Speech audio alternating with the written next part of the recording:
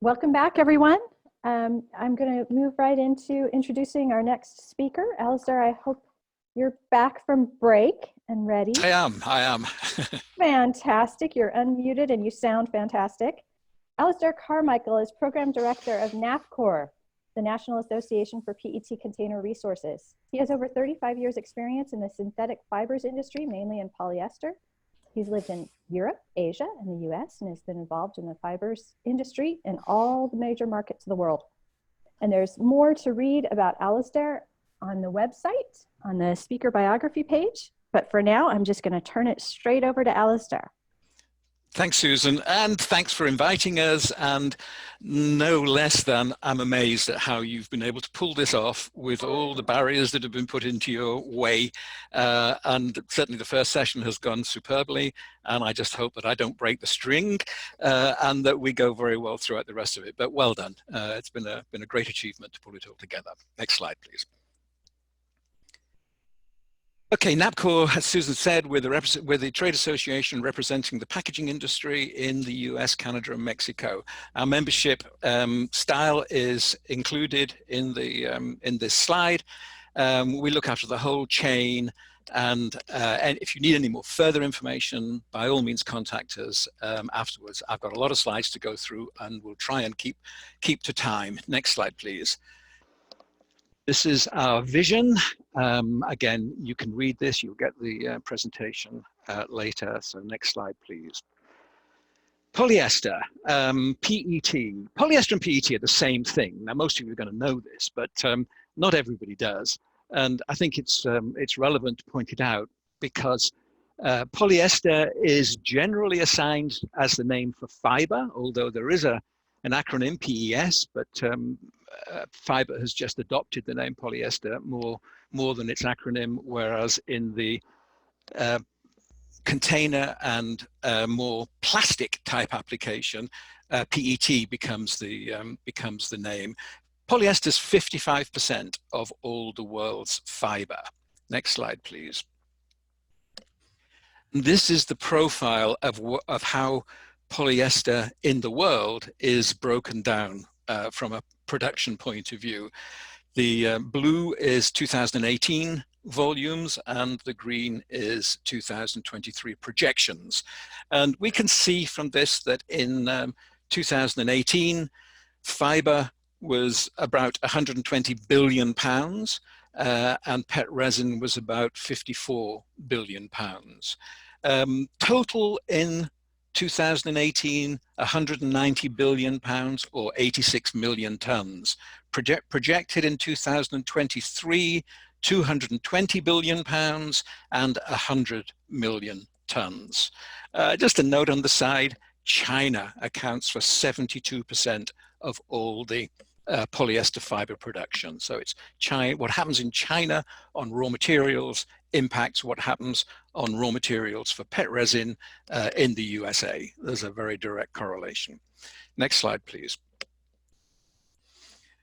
This looks at just the US production of polyester, which is just the opposite of what we see globally. And looking at 2025, we see PET resin as being double polyester fiber in US production. Why is that? Well, so much of the polyester fiber that we see worldwide is going into apparel, and the chain to get finished garments made has a very high labor content at the downstream, sort of the last stages of cut and sew. So it makes sense to have polyester fiber production close to low labor cost markets because that's where the final product's going to be made. Whereas in the PET resin business, the market going into containers is a very low labor requirement market, and it's a pretty efficient and integrated system. So the PET resin business tends to be located close to where the consumers are going to be that are buying the containers at the end of the stage. Next slide, please. The ABA, the American Beverage Association, which is the trade association for non-alcoholic beverages in the US, put out this data just last month. PET is 72% of the packaging choice of their members, aluminum 22, glass 1%, and others 5%. And Catherine Lugar, who's the CEO, made this very nice statement, a very realistic statement. There's really been a misperception that our PET plastic is single use. Our PET bottles are made to be reused. The problem is most people don't know it. And that's a real problem that we've got. Next slide, please. And we've talked about, a couple of the previous speakers have talked about collection systems and comparing curbside with deposit.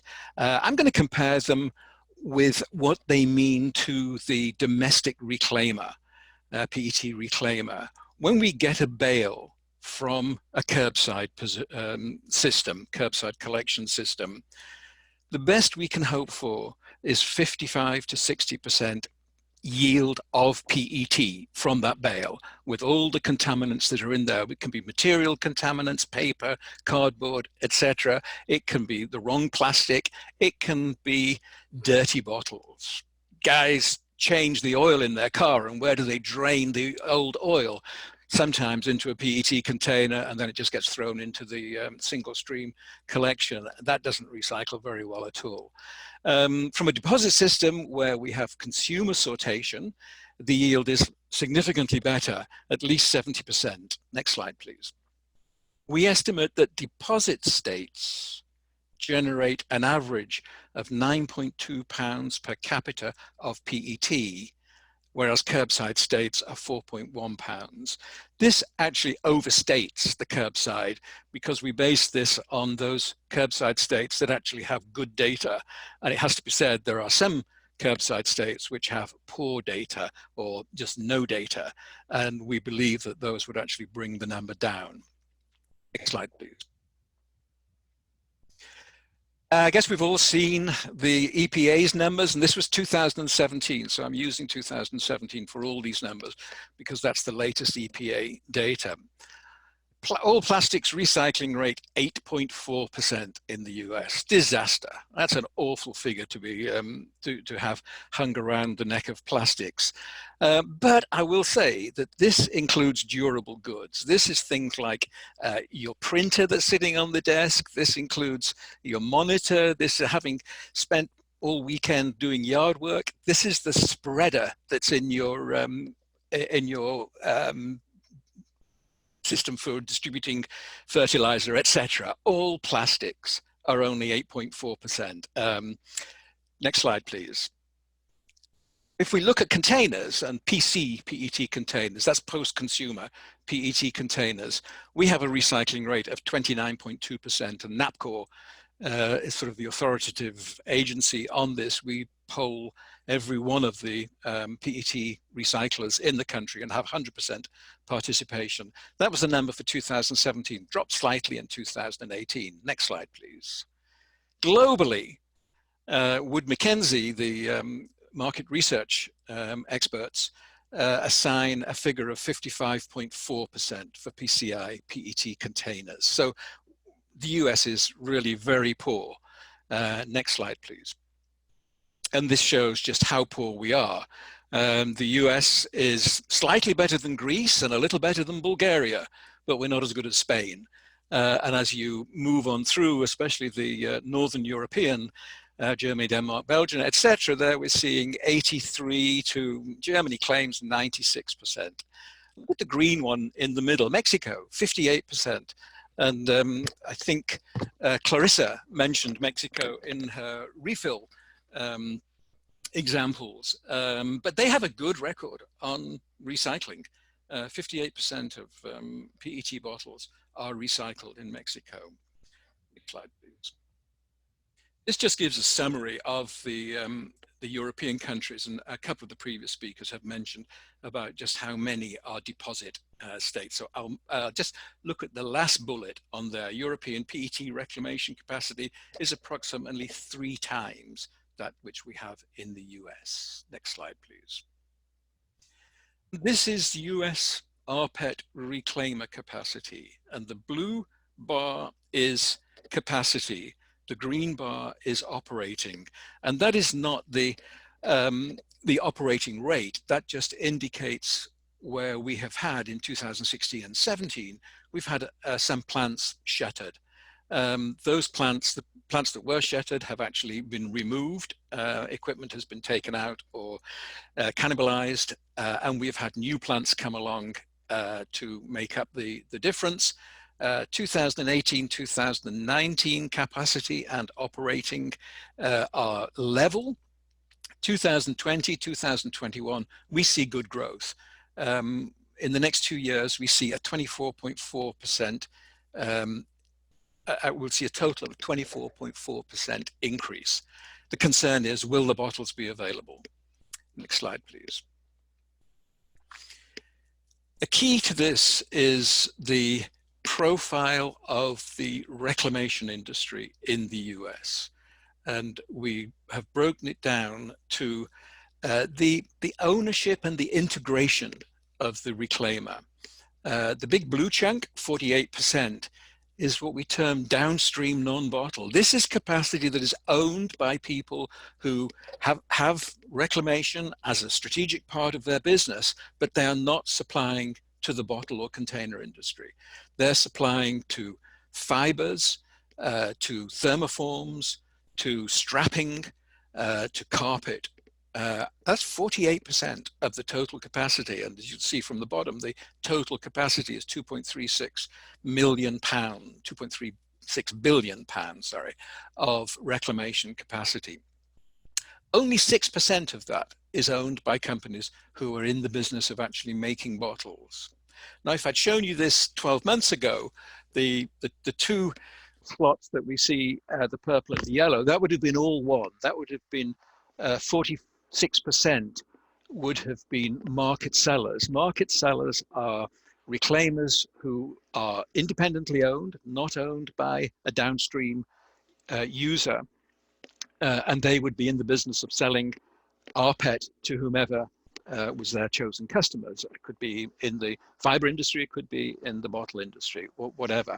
That block changed in the last 14 months as the virgin PET resin producers have now purchased 18% of that capacity. 4 different companies have been purchased by the PET resin companies to give an integrated product that they are able to offer to the end users for virgin PET, or if they want rPET.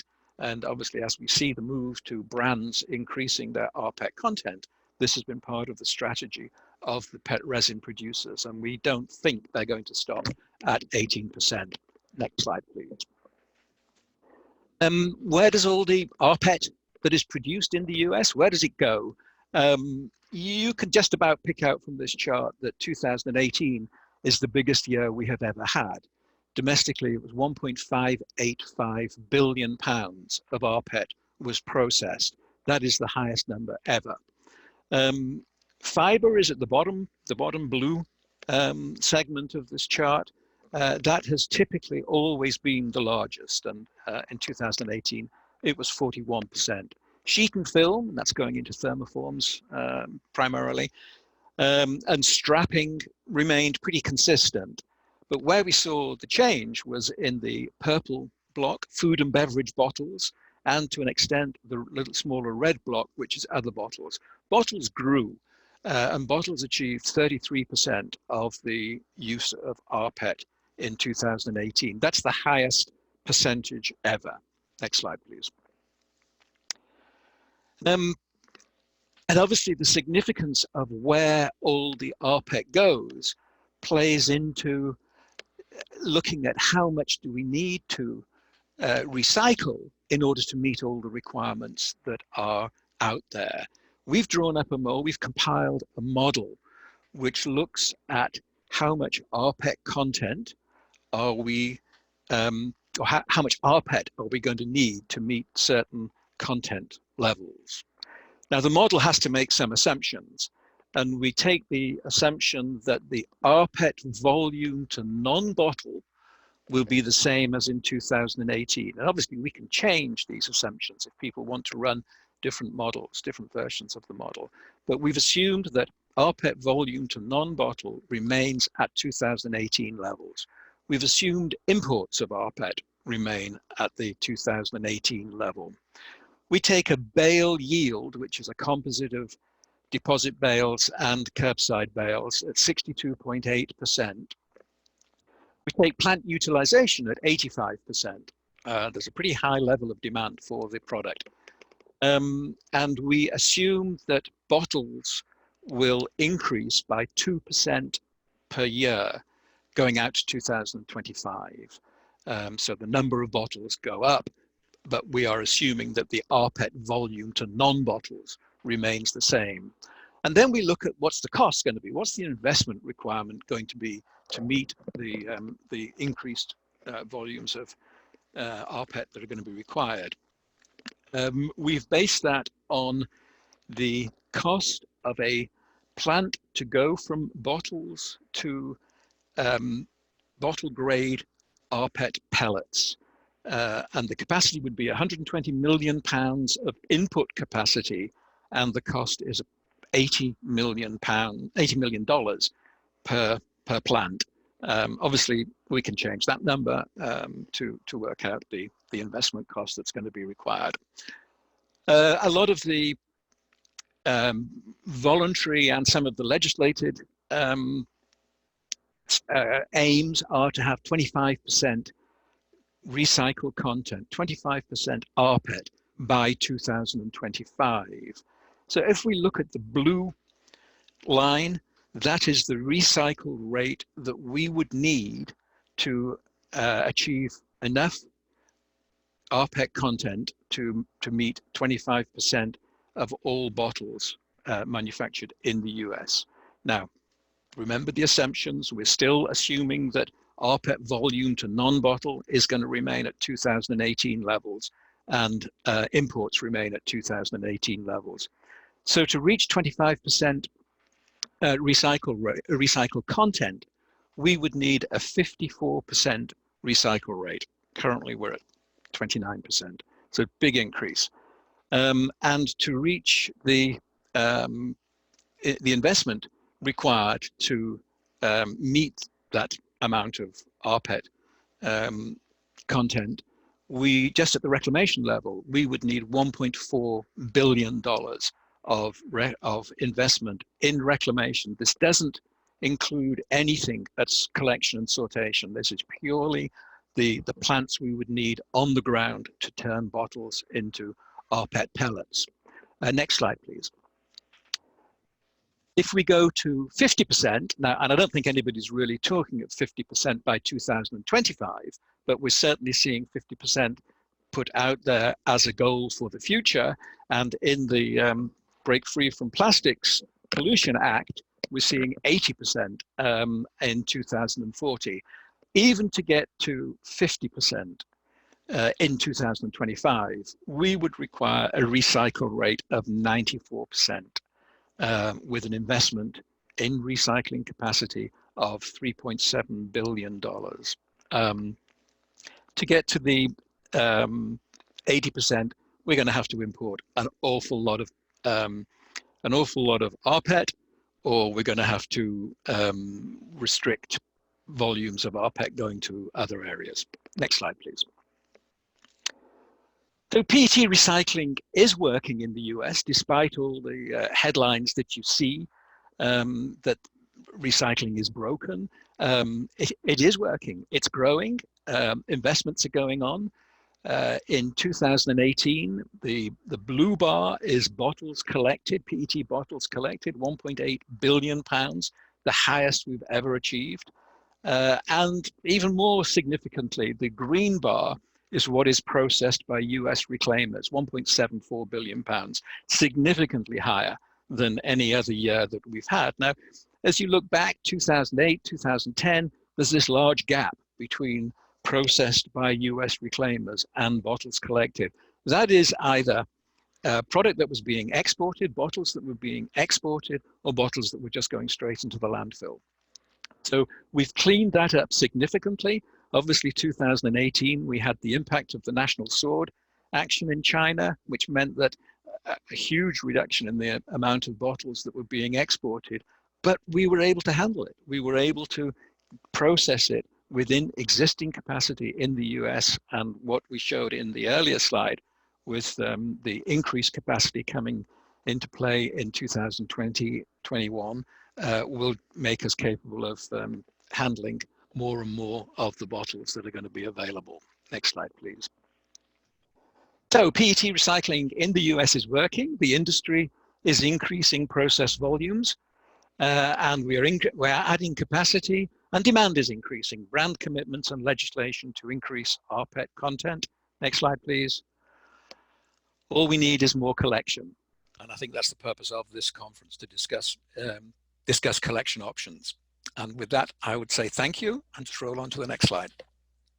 Perfect, Alistair. You really teed it up just perfectly. That's exactly what we wanted to do with this panel from the Materials Trade Associations, was to tee up what the challenges are. And then in the future panels, we're going to talk about how we think we can address those challenges. So for the last of the material types, so we've already heard about aluminum and glass and PET, and now Kate Eagles is going to talk about plastics more broadly.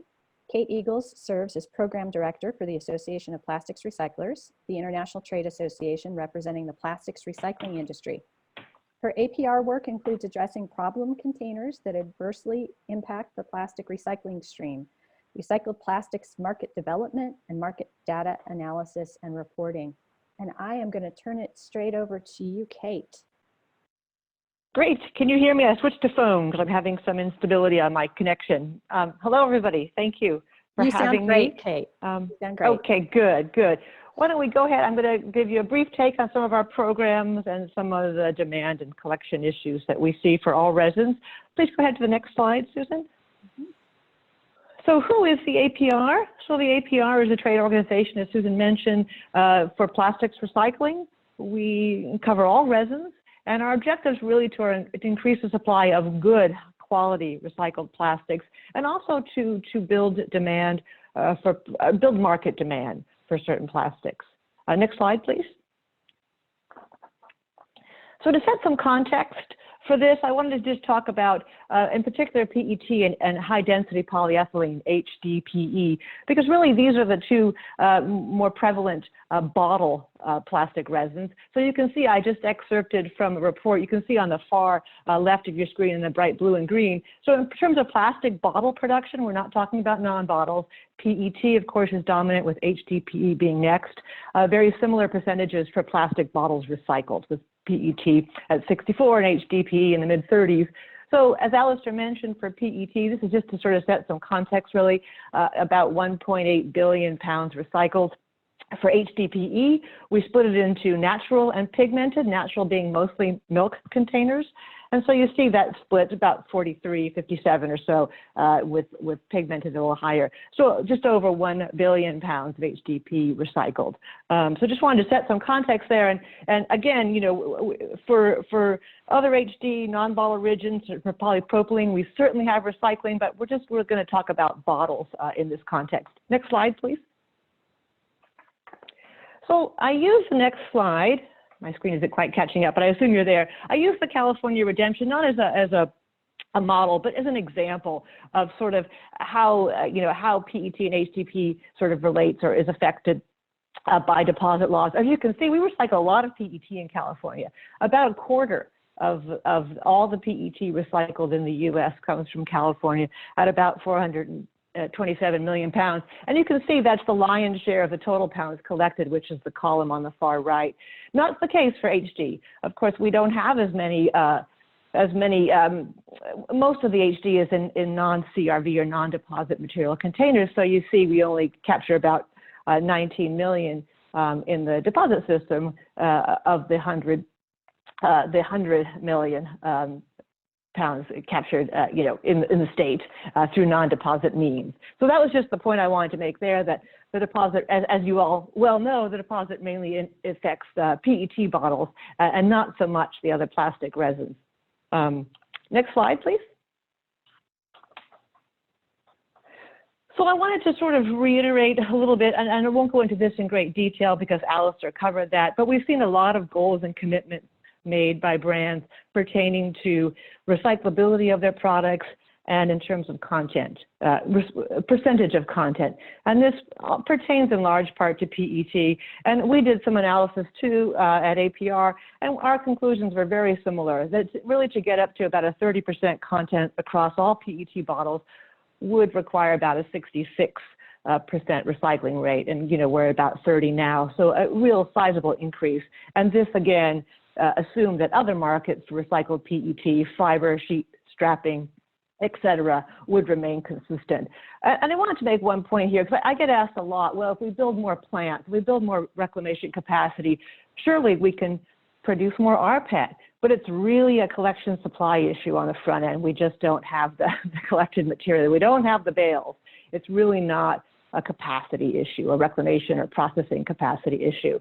And I want to make that, reiterate, Alistair mentioned this, but I want to reiterate it because I get asked this a lot, and I think it's very important. Next slide, please.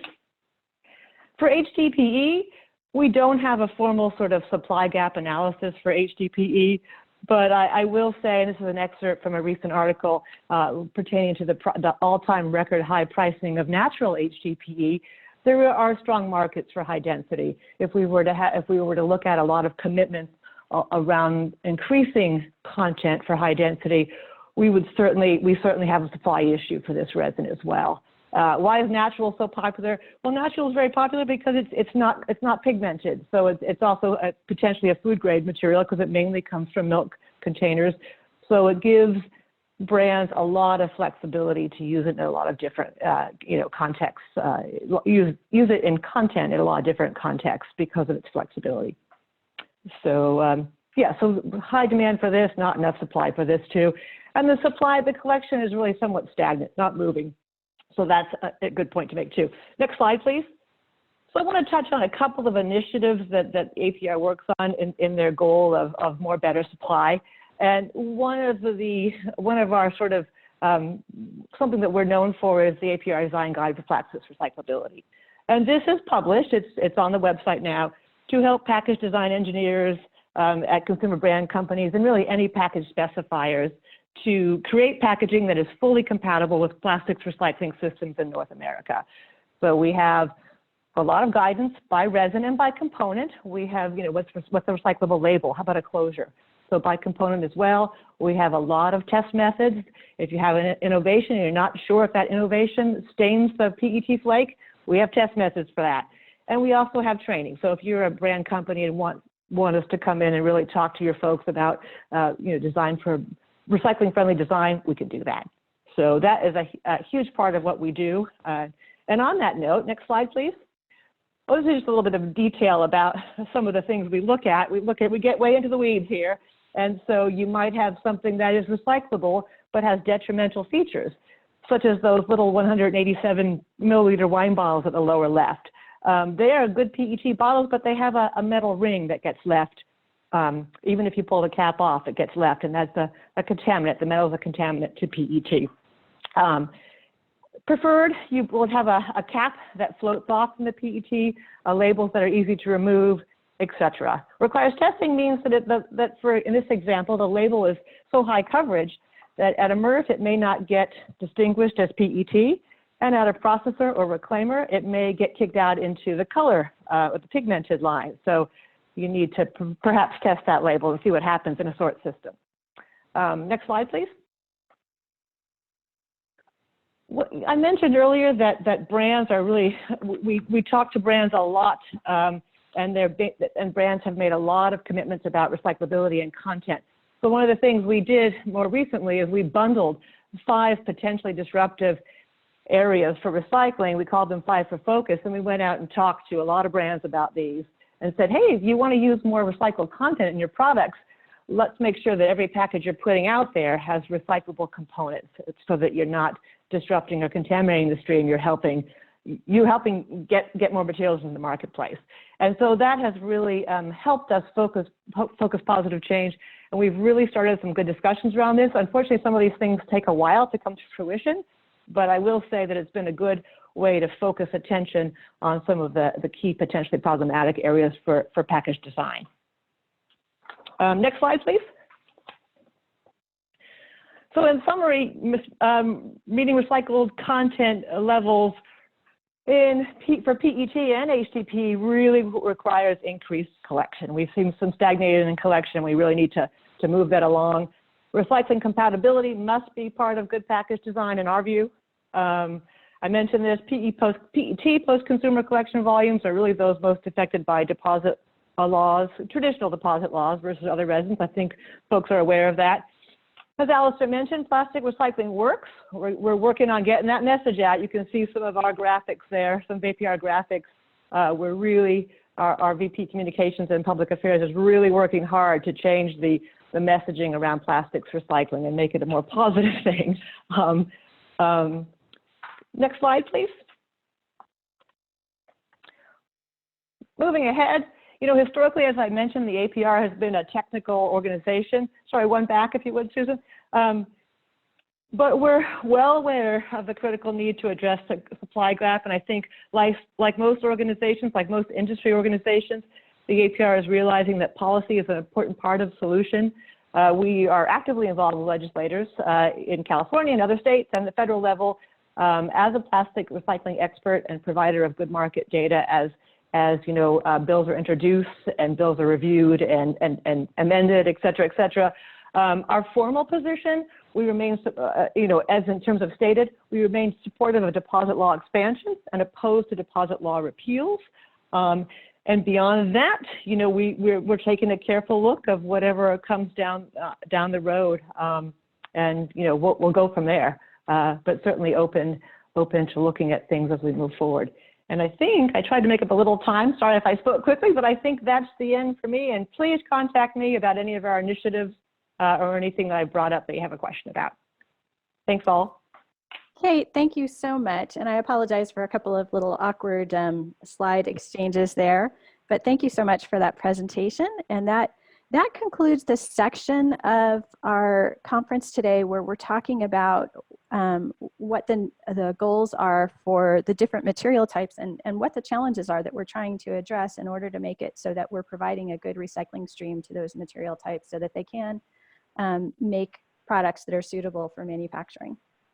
So next we're going to go into the goals of some brands. And the next speaker is Kirsty Pecci. She is the director of the Zero Waste Project and a senior fellow at Conservation Law Foundation. Kirsty is a former MassPerg staff attorney, actively engaged in waste reduction and opposing the expansion of landfill and incinerator capacity. She's also part of the Zero Waste Boston Coalition, which advocates for zero waste solutions such as reuse, recycling, redesign, and composting and anaerobic digestion in the city of Boston. And Kirsty, I'm going to ask a special favor of you, which is I have to transition the slides right now. And I don't have your first slide up, and it's going to take me a few seconds or a minute to do that. And so I'm going to ask you to say hello and to sort of start as I try to catch up to you. No problem. Can everybody hear me? Thank you, Kirsty. Yeah. Yes. Okay. Okay. Good afternoon, everybody. And I'm so glad that even though we didn't get to see each other in person, that Susan, Karen, and Bonnie managed to make this happen. Kudos to you guys. And I'm really glad we can continue to learn during this difficult time for all of us. And I've really enjoyed all the presentations so far. So hopefully we can keep this energy going. My presentation is about the industry tactics and broken promises that we've seen in time, because as you've heard, there's lots of good reasons to put deposit return systems and good recycling systems in place, and yet that hasn't happened in the United States. So that's my topic today. Conservation Law Foundation works throughout New England, all 6 New England states, to oppose expansion of landfills and incinerators and support the expansion of zero waste programs. And we use the law, market, and science to do that. So I'm going to start moving right along. Let's see, Susan is still transitioning. I'm moving right along. The first slide, I'm on slide 3 now, Susan, is about blaming the consumer. And moving on, oh, yeah, here we go. If we go to slide 4, please, Susan, I think we're ready for that. All the way along the beverage industry, and as you already heard, who is involved in this has changed over time, has made and broken a long series of promises to improve bottle and can recycling while embarking on organized campaigns to shift public opinion on multiple fronts. And so today I want to talk about how the big beverage, which includes primarily Coke, Pepsi, and Nestle, though other industries have been complacent or complicit in this, has blamed the consumer for litter and poor recycling rates, funded local ineffective recycling infrastructure in lieu of system solutions, and set and abandoned a series of green goals over the last 5 decades. So first, blaming the consumer. The 1971 Keep America Beautiful campaign, with the crying Native American saying, people start pollution, people can stop it. That's the beverage industry beginning to perpetuate this myth that plastic pollution starts not with the consumers, but with the companies that manufacture and distribute the plastic products. And since that time, Coke, Pepsi, Nestle, and Keep America Beautiful, and the other affiliated organizations have been funding cleanups, not prevention. So instead of actually putting deposit return systems in place and helping that to happen, as we know that cuts litter, as we've already heard today, dramatically cuts litter. Instead, organizing spring cleanups is what the national and state branches of those organizations have done. Also, there's a lot of blaming the consumer as far as the collapse of the recycling system, blaming it on poor sorting and a lack of education, instead of looking at the fact that, as was just pointed out in the last presentation, a lot of these bottles have a metal ring on them, so then you can't recycle them, or the caps are made of different materials or aren't affixed to the, aren't tethered to the bottle. So there's a lack of accountability, and also trying to play this blame game and make it seem like this is the consumer's fault, when in actuality, we need to switch the system. Next slide, please. And we've seen that the deposit return systems have been beaten down over and over again by a strong lobby. Next, please. The beverage industry has spent a tremendous amount of money to make sure their message is heard and that their political agenda is delivered. The beverage industry spent about $14 million in campaign contributions aimed at defeating the national bottle bill between 1989 and 94. In 2004, the New York Public Interest Group report found that proponents of expanding a state's bottle bill spent less than 1% that the amount that the industry did. And those big top 5 spenders that spent 99 times more money than the proponents were Coca-Cola and the New York State Beverage Bottlers Association, representing the soft drink industry. In 2014, something that I witnessed firsthand, Massachusetts placed a referendum to expand the Commonwealth's aging deposit return system on the ballot, and public polling right before it was very much in favor of expanding the bottle bill. Industry spent about $9 million. I actually think it's a little bit more than that, depending on how you count it, to defeat the ballot initiative. And the beverage and waste industry was able to do so by launching a series of ads, which to be perfectly honest, made some claims that were totally unsupported, and defeated the 2014 mass ballot initiative. Next slide, please. Another tactic, so we've got the first tactic, blaming the consumer. Second tactic, putting big bucks into lobbying. The third tactic is funding local recycling programs to silence or divert support for big policy changes. Next slide, please. So for instance, the Keep America Beautiful, the Recycling Partnership, and the Closed Loop Fund have focused very much so on giving money to enhance recycling systems, but not really enough to really overhaul those systems. And in fact, that money would be much better spent in putting deposit return systems in place. And it's understood by communities that if they turn to deposit return systems, that they will no longer receive funds from these organizations. I would point you to Sharon Lerner's article, Leaked Audio Reveals How Coca-Cola Undermines Plastic Recycling Efforts, in which, when there was a discussion of talking about a bottle bill, the response from Gloria Hardigree, the executive director of Georgia Recycling Coalition, which is funded by Coca-Cola, was, "I'll tell you that answer is a big no." So even though we know these systems work, as we've seen in just about every presentation we've seen so far today, and even though everybody claims to have the same goal of wishing to recycle more and recycle better, we're not seeing a switch over that we should, largely because of these efforts. Next, please. Set and abandon green goals. In some ways, this is the most insidious and frustrating of the tactics of big beverage. Every time that public pressure mounts to press the beverage industry to take responsibility for their own waste, the industry ends up touting some new voluntary initiative. And many times, it's designed to, I believe, and also manages to deflect public outrage rather than solve the problem. Next, please. This is a good example of the goals of recycling versus the change that we're actually seeing for Coca-Cola, Nestle, and Pepsi.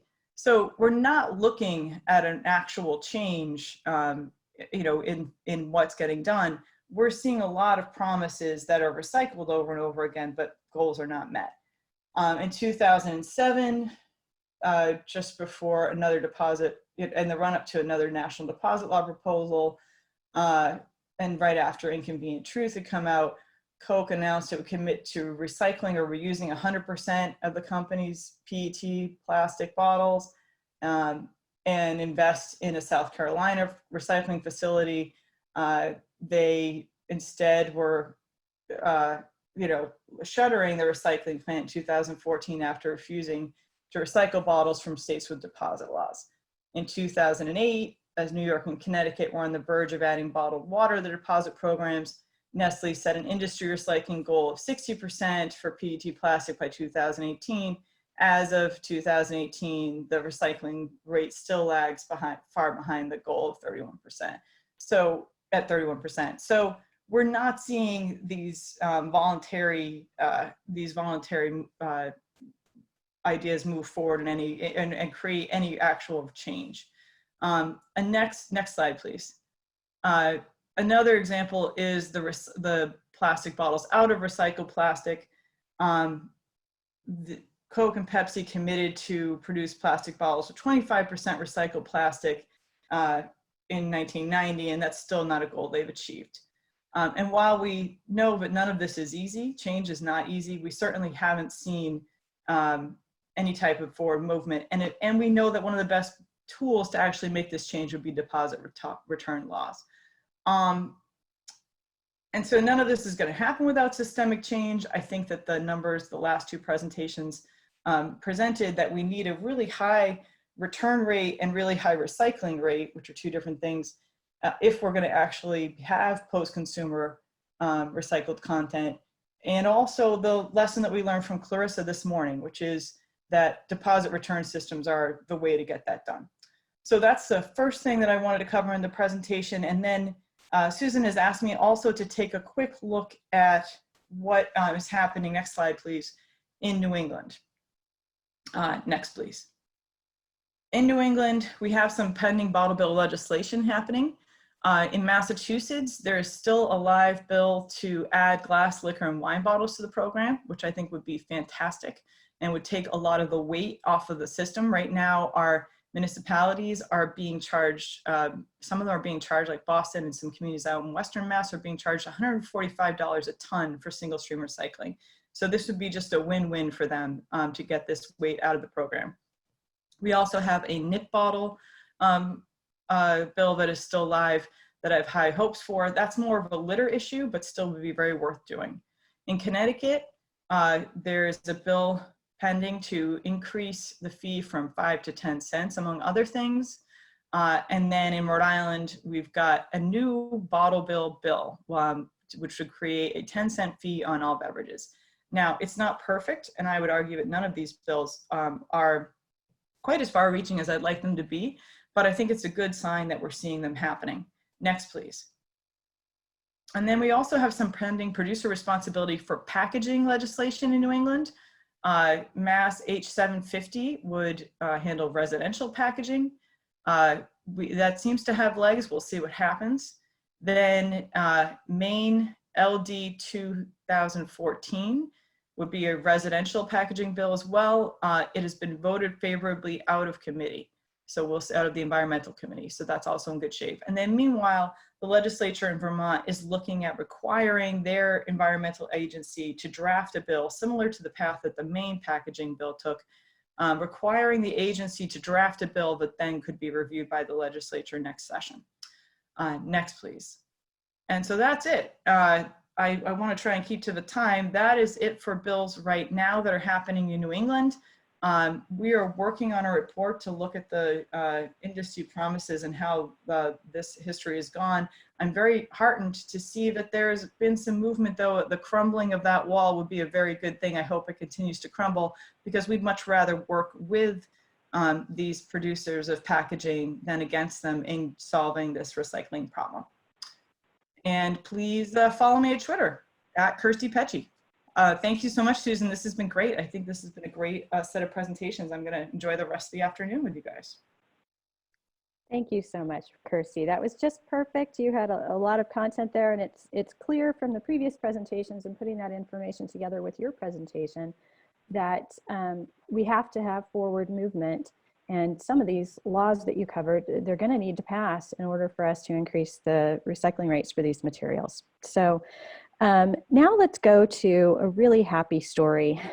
Mandy McKay is the Sustainability Manager for Sierra Nevada Brewing Company, where she leads the company's environmental initiatives aimed at building an enduring and resilient company. With a focus on both operational efficiency and external advocacy, Mandy manages efforts to reduce greenhouse gas impacts within the company's 2 breweries, as well as across the supply chain, including energy and water conservation, renewable energy, zero waste, and alternative transportation. And Mandy, thank you very much. Welcome. Thanks, Susan. Can you hear me? Yes. Wonderful. Okay, just wanted to make sure. And again, I just want to reiterate kudos to you and your team and all the speakers and even all the attendees for pivoting so wonderfully in the wake of all this chaos. And I think it just speaks to, you know, the importance of this issue. And I'm glad that everyone is still committed to talking about it and pursuing change. So thanks again. And yeah, thanks for inviting me to share a little bit of our story. So I'm going to give a little history of the company, a little background on our sustainability commitment and efforts. We've a long history with that, so I'll dive into that. And then kind of talk a little bit about just craft industry in general. And then what a deposit law, you know, means to us and does for us, and how it helps support the goals that we have. So let's go to the next slide. So we were founded in 1980 in Chico, California, Northern California, by Ken Grossman. We are still owned and operated by him and his family today, but I'll talk about this a little bit later. It was a tough time to start a brewery, strange time. We've been around for a long time, so we're celebrating our 40 years this year. And I bring up our history, and you can click to the next slide.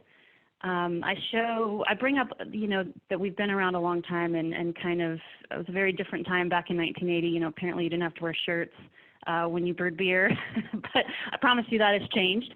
But I bring up this because this is really truly where our commitment to sustainability and building a culture around resource efficiency and zero waste, and just this idea of a closed economy, a closed loop economy, even before it was really called that. So we're a unique situation because this is where it started. And so our owner and founder, environmentalist at heart, again, we're still owned and operated by him and his family. So we're in a unique position where we've really been thinking along these terms and in this way, and building a culture of sustainability for 40 years. And so if you go to the next slide. So again, as we've grown, we now have 2 breweries. So this is our headquarters here in Chico. As I mentioned, we're still owned and operated by Ken. And that's why that commitment and all the things that I'm going to talk about in the examples that we've done, and our kind of mentorship for the rest of the industry in sustainability has really come so far, and that's really due to his leadership, and it's continued on. Next slide.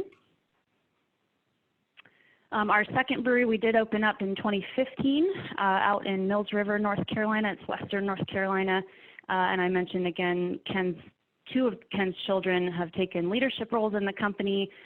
So again, we've really maintained that culture and that commitment that he started 40 years ago.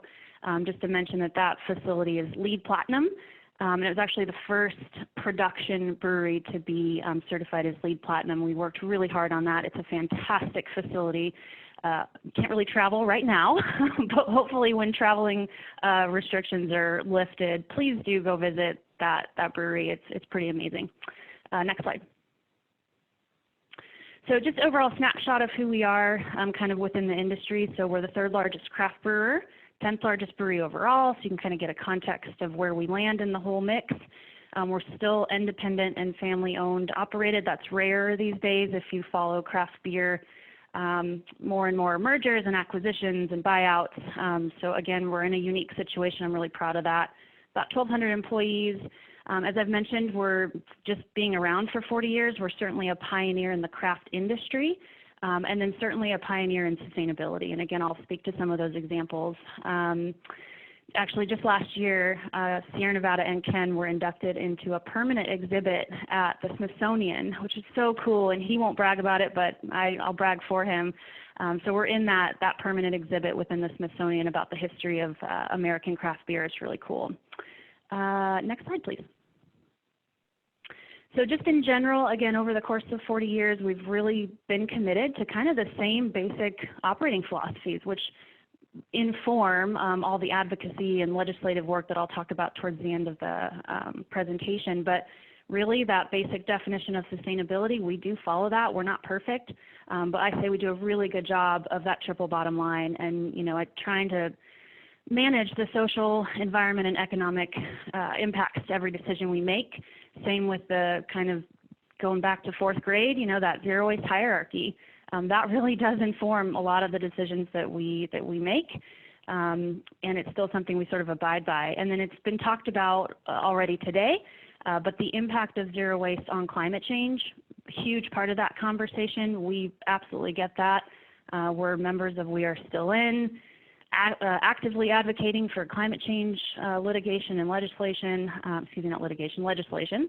And so those are, and I'll talk about it later, but recycled content, especially in packaging materials, is absolutely part of what we're hoping to commit to this year. So I'll talk a little bit about our goals, but again, it's all tied into that climate change conversation, which we're actively advocating for on a regular basis now. Next slide. So I mentioned just kind of our history in sustainability and this idea of closed loop philosophy. Some of the things that we're known for as we talk about like a circular economy, we've taken it also to within our operations outside of just, traditional solid waste. So it's some of the things that we're, again, known for. Upper right, CO2 recovery. So all of our fermentation tanks, as we're naturally producing CO2 during that process, we're capturing all that CO2, collecting it, storing it as a liquid, regasifying it, and using it throughout our operations. So we're using 100% of what we collect and make. If we weren't doing that, we'd be trucking in several truckloads a year, probably over 1,000 truckloads of CO2. So it just makes sense to recover and capture that CO2 and reuse it internally. Bottom right, we have the largest solar installation of any craft brewer in the industry. We're pretty proud of that. And then coupled with that on-site energy program, we have microturbines and battery backup, and a whole suite of heat recovery and efficiency and exchange operations that actually make us, sometimes we end up with more hot water and hot steam than we actually need to run our operations, but we're really, really good at that efficiency and heat recovery piece. And then that left picture, it's a beautiful picture of wastewater, but we are kind of known for, again, closing that loop. So we pre-treat all of our brewing wastewater on site. We use anaerobic digestion to do that, and then capture that biogas from that process and use it to fuel our boilers or our microturbines, which create electricity. So the closed loop thing is something we've been doing a long time. We get it, we understand it, and that certainly builds up to what we're talking about here with deposit systems. Next slide. A couple other big examples, again, when we're thinking about zero waste in general. The top picture there is our investment into rail. So we've made huge investments at both our breweries to bring in raw material by rail as much as possible. From a reduction standpoint, it reduces packaging, it reduces money, time, greenhouse gas emissions, fuel. makes so much sense to utilize rail over trucking. And then a couple other closed loop examples, bottom left there, where we are making biodiesel. It's a small amount, but we do collect all the waste vegetable oil from our tap rooms. We turn that into biodiesel, and then we use it in any of our delivery trucks or farm equipment, anything with a diesel engine. Kind of a cool, fun closed loop program. And on the right is another kind of big investment example at our brewery in North Carolina, where they get rain all year round, something weird for us here in California.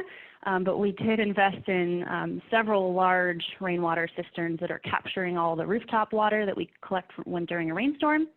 All that water goes for toilet flushing or non-potable irrigation uses. So again, just this idea of taking sort of the circular economy and sustainable operations to a whole new level. Next slide. In terms of kind of solid waste and our kind of zero waste program as a whole, we have a pretty impressive diversion from landfill rate, so over 99%. And that includes, all your traditional cardboard, plastics, glass, aluminum, food waste. We compost on site here in Chico. And then a lot of that is, of course, spent grain and spent yeast from our brewing operations that do go for cattle feed. If you go to the next slide, I did want to talk about, we all probably are very aware on this call, but something we've seen just directly impacting our zero waste program at the brewery over the course of several years. When we first started looking at zero waste, it was very much it was a revenue stream opportunity. It was a really good business case to impact that bottom line. So if you look at this graph, the cost of running our zero waste program is in red. The green is the revenue we earn if we took the time to source, separate, and collect things and earn money for recycling. And then that blue line is the net cost. And so if you go to the next slide, I've circled a couple key spots. Kind of gone are the days in the center there, kind of from 2009 to 2014. That was sort of zero waste makes money opportunities for companies like ours. And taking the time to source, separate, and recycle and bale things, we were earning way more and bringing in money than we were paying to run that program. And now you can see on the far right, we've hit kind of the lowest of the low where, certainly revenue streams are not what they used to be. The recycling market isn't what it used to be, especially with the changes out of China. Most of that, I will say, is mostly due to fiber, cardboard, but it's really across all streams. And so the point here is that the recycling industry in general, especially for companies like ours, it needs help. We all know that, and one way to do that is, really comprehensive and well-executed deposit systems. So again, we've just seen it firsthand that it is not what it used to be, and it's really not a revenue maker anymore for companies like ours. Next slide. So I'll just I have a couple slides just quickly on kind of craft beer in general. I can't really speak for the whole industry, but I do serve on the Brewers Association Sustainability Subcommittee. So we're constantly talking about sustainability issues on that group, which does represent the rest of the industry. So in general, you can kind of, I know this is a little bit of an eye chart, but the craft beer industry overall, if you look at the last couple century here, we've really seen a huge incline in craft brewing in the U.S. and really as a whole. So if you look at just sort of those last few years, it's just been exponential, and we've probably all seen multiple breweries pop up in all of our communities across the country. But it's a state that the industry has never seen. So we've never had this many brewers. We've got almost 8,000 now, whereas when Sierra Nevada started back in 1980, there were less than 40. So in 40 years, we've gone from, few 10 breweries up to almost 8,000. And so I bring that up just to say that there's a lot of us spread out throughout the country. It's a growing industry. It may be reaching a bubble, but we do have quite a growing voice in kind of the alcohol market overall. Next slide. So if you kind of look at the breakdown of who we are as an industry, most of us are small. So 4,500 breweries within craft are considered microbreweries.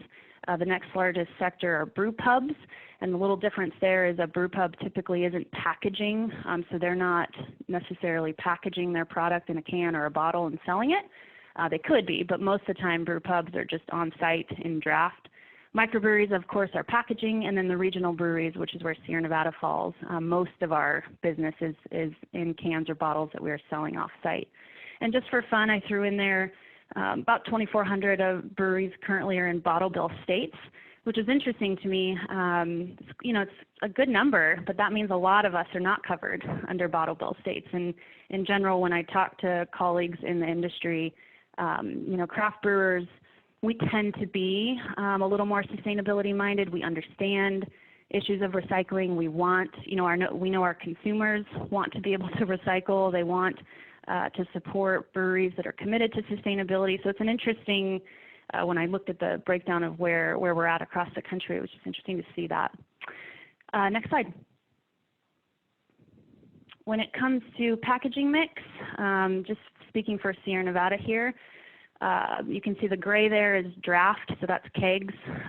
Orange is cans, and blue is glass. And so if you look at over the course of since 2013, you can see a pretty big shift from bottles to cans. A lot of that is mostly driven by consumer preference and acceptability of craft beer in a can. That used to not be a thing.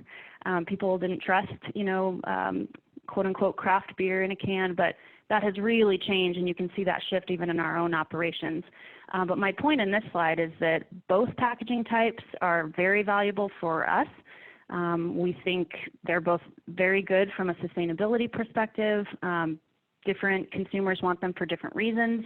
We don't have any plans to go all away from glass, but it seems to be we've found this, you know, this shift to cans and a mix of bottles. But we do value both packagings for different reasons. And again, we don't think either one is necessarily quote unquote better than the other. You can kind of split data no matter what way you want in terms of transportation or life cycle assessments. But we think they're both valuable. We want them both to be recycled. We want to increase recycled content of both of them. And I'll talk about that in a minute. Next slide. One thing we've done with glass, it's been mentioned in a couple other presentations, is, you know, we have, most of us are aware and have seen glass getting removed from curbside recycling systems and communities across the country. Something we did in Knoxville for the last couple years, which was really successful, as we started these Get Off Your Glass events. Again, glass is an important packaging for us, and we don't want to see it removed. It does have value. Processors do want it. Manufacturers like us still want to package in glass, so it absolutely has value. So we started these community drop-off events.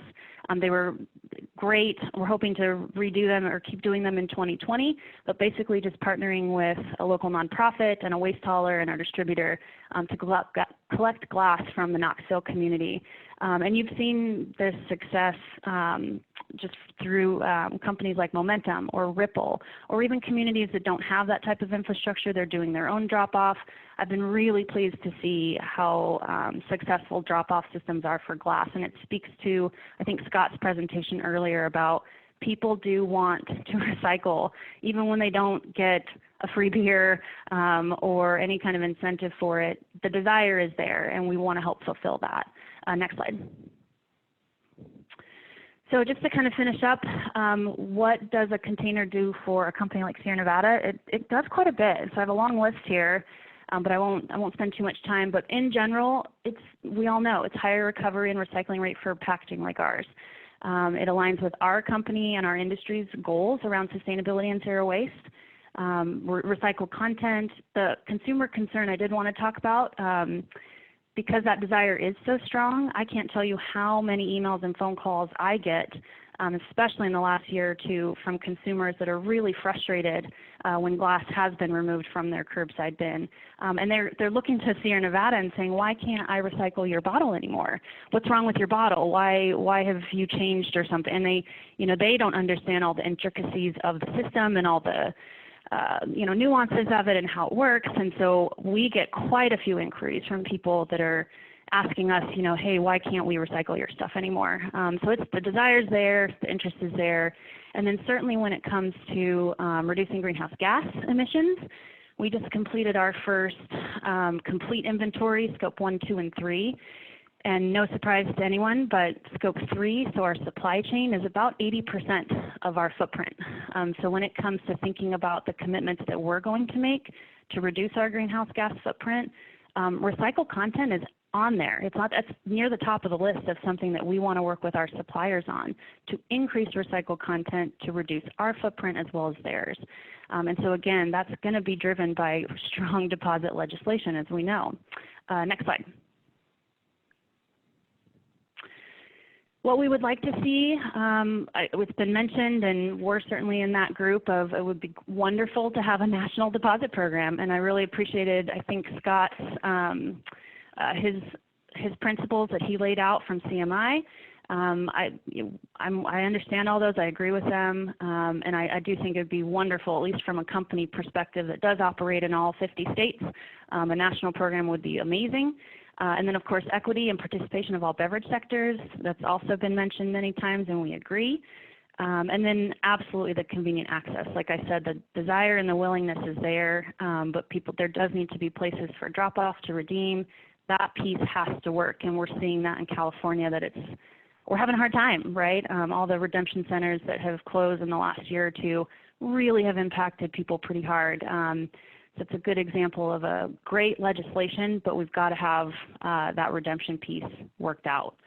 And I believe that's my last slide, and I think I've gone over a little bit, so I apologize. But thank you. Well, thank you, Mandy. Thank you for the many, many years of strong leadership that Sierra Nevada has provided, not only in talking about it and bringing your industry along, but also everything that you guys do in-house. I've been lucky enough to have a tour of your facilities, and I was shown activity after activity after activity. It was a no stone unturned approach that you guys have taken to sustainability. And I'd love to see those ideas spread. So our next speaker is Shane Trimmer. And Shane is a senior legislative assistant for United States Representative Alan Lowenthal. Shane has worked in Rep. Lowenthal's office for nearly 3 years and covers policy areas for the congressman that include energy, environment, natural resources, science, technology, as well as election and voting rights. On a personal note, I've had the pleasure of working with Shane a little bit on the national legislation that he's going to talk about. And I know that he's done a tremendous amount of work over the last year or so trying to put this omnibus piece of legislation together. So Shane, take it away.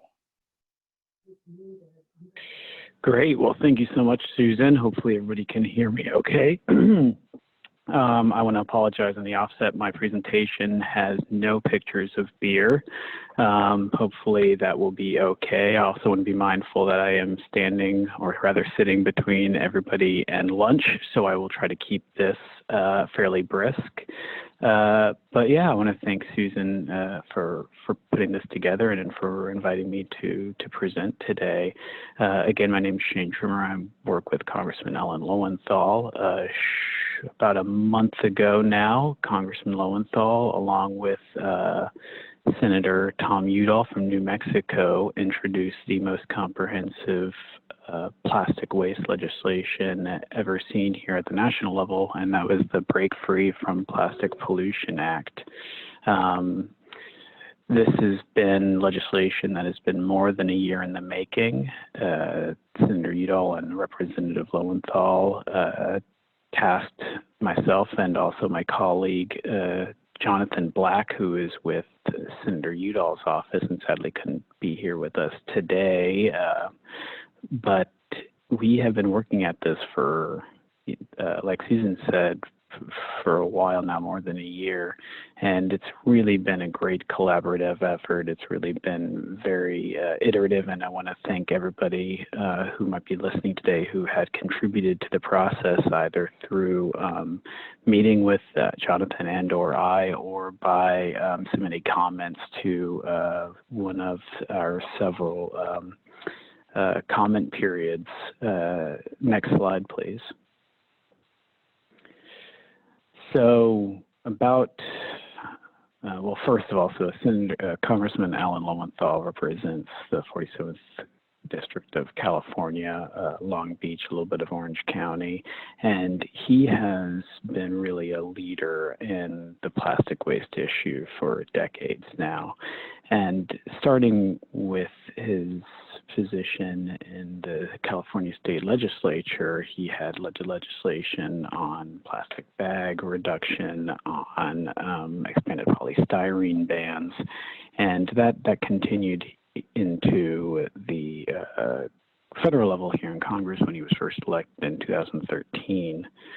And it wasn't until recently that the congressman really felt like we had to do something far more comprehensive, something far more wide-reaching to really get toward what we have seen to be a international crisis.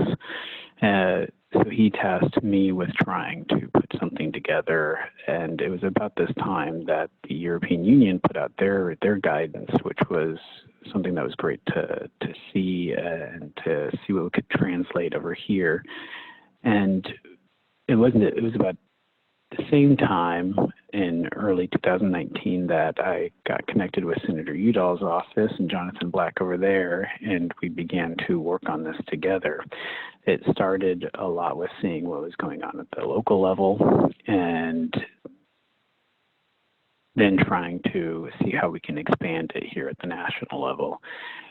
We then put together this outline that we put out for a public comment period in July, and we spent the rest of the summer last year meeting with groups, stakeholders, and taking in the comments that we put out there.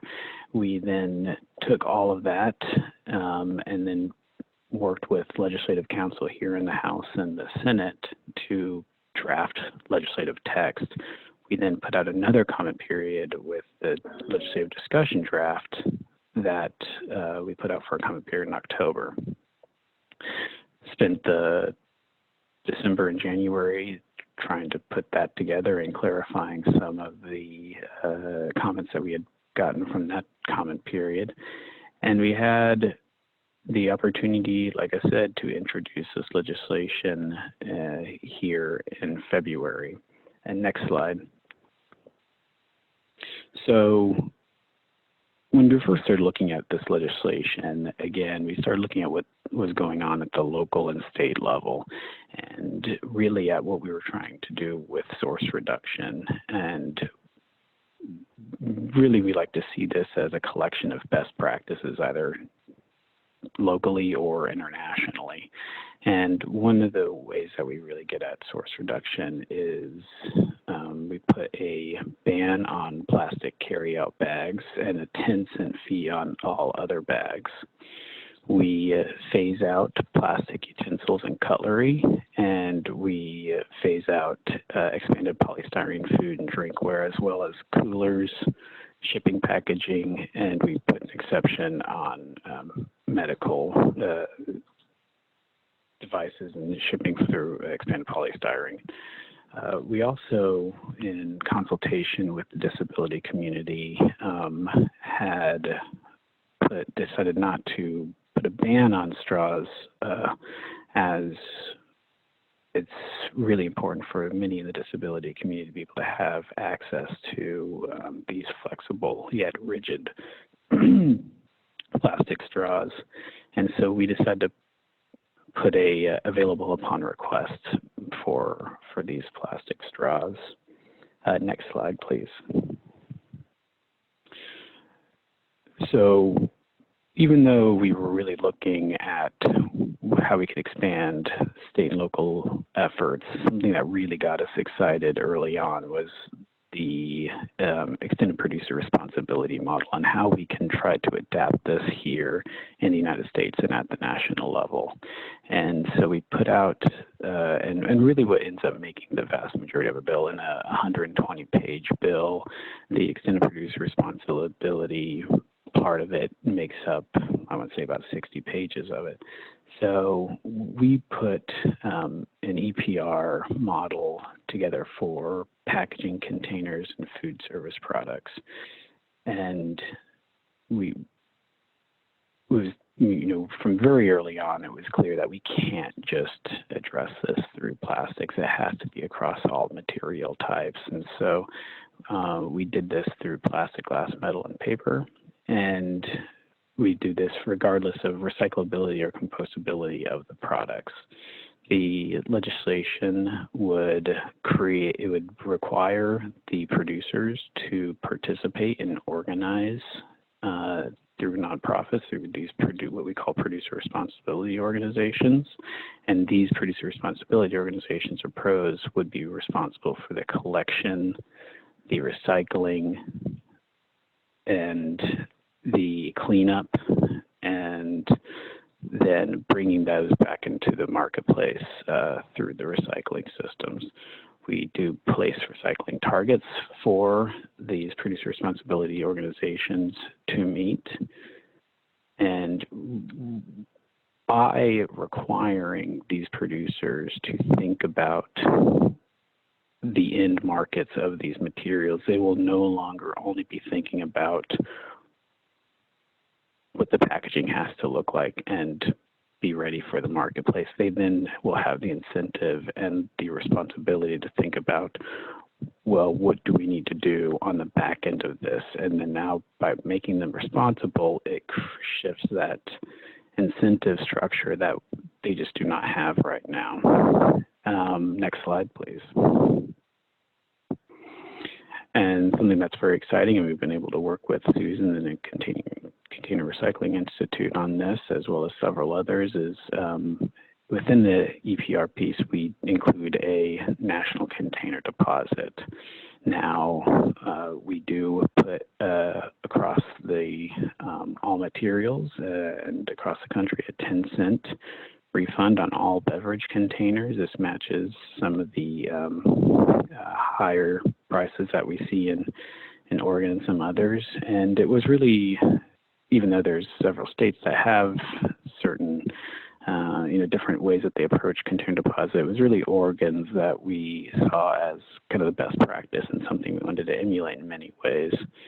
And one aspect of Oregon's bill that we really appreciate, and we heard a lot of feedback that we needed to try to incorporate in a national system, was to ensure that these unclaimed deposits get reinvested into the recycling system and that they don't go into the general fund or to something else. And so that was something that we did feel like it was important to incorporate into the legislation.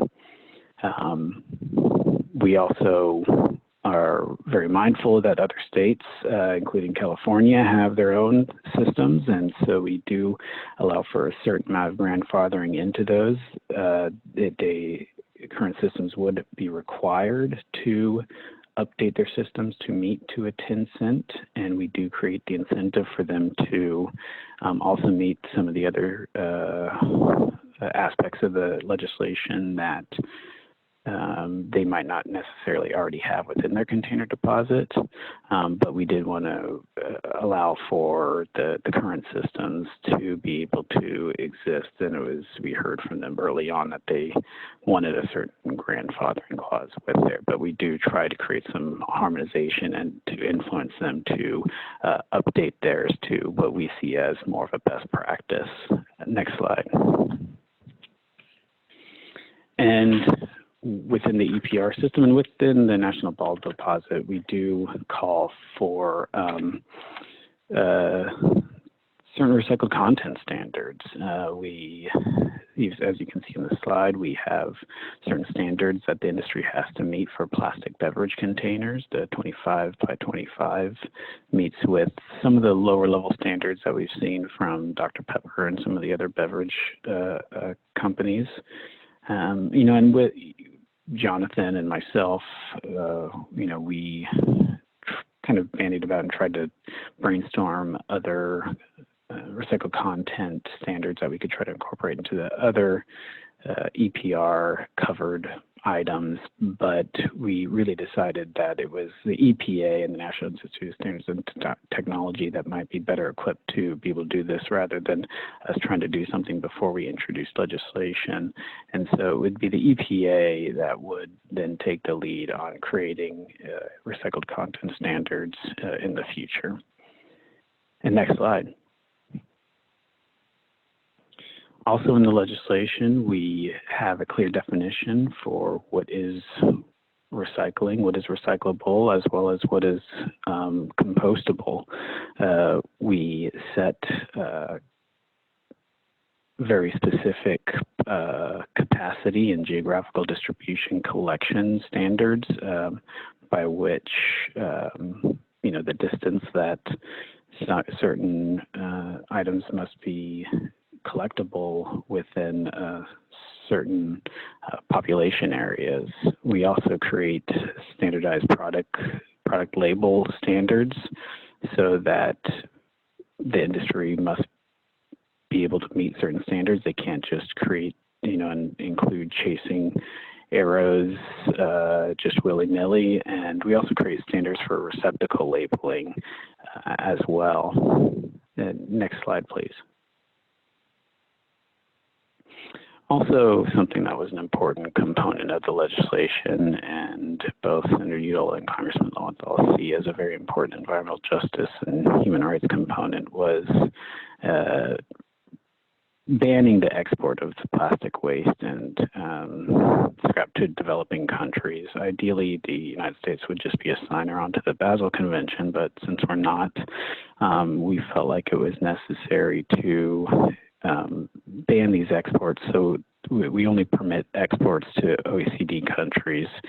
And by doing this, not only do we not put our waste onto the developing countries who do not have the capacity to be able to do something with it, but also it creates the incentive for us to be able to create this domestic recycling infrastructure here at home. And with the creation of the extent producer responsibility organizations and with the recycled content standards that we do feel like it was important for us to be able to keep this here at home. Next slide, please. One of the bigger changes that was made from some of the earlier outlines and drafts to what the final product ended up looking like was some of what we do with the cigarettes and tobacco waste, as well as the derelict fishing gear, just because of the nature of the problem and the nature and just the volume of the waste that the tobacco industry, as well as what fishing gear has and marine debris.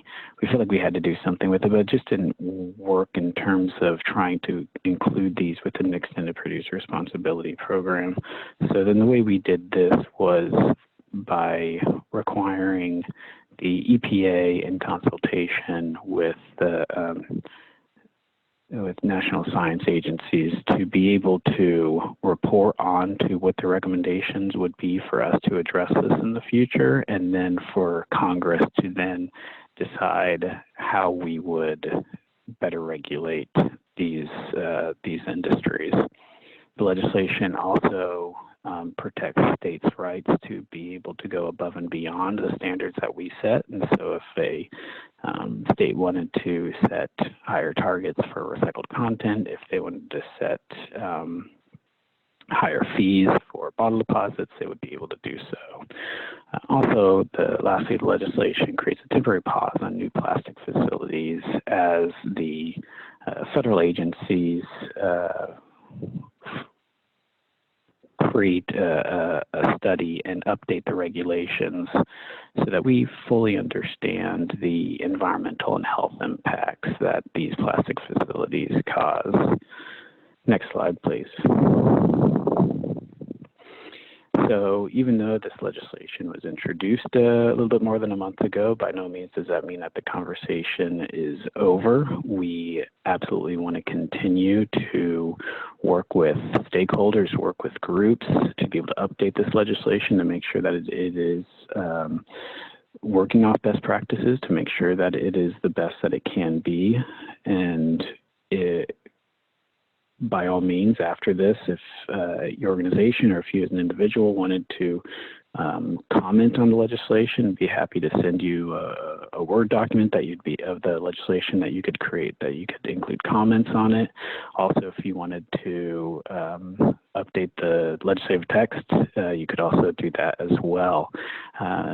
Both Jonathan and the Senate side, as well as myself, are working within the committees of jurisdiction to ensure that maybe that we can move this legislation in some capacity. And we are continuing to work with stakeholders across the country to ensure that the language is the best that it can be, and we will continue to do so throughout the process. We will also continue to work with state and local agencies and encourage them to take this legislation and make it their own, taking pieces and parts of this, whether it be the deposit language, whether it be the EPR language or the recycled content. We really want to encourage states and municipalities where they can. We encourage them to take this and translate it to what they think might work best for them, and we're happy to work with anybody who might be interested to be able to have that conversation and to see how we can work together on that. Next slide.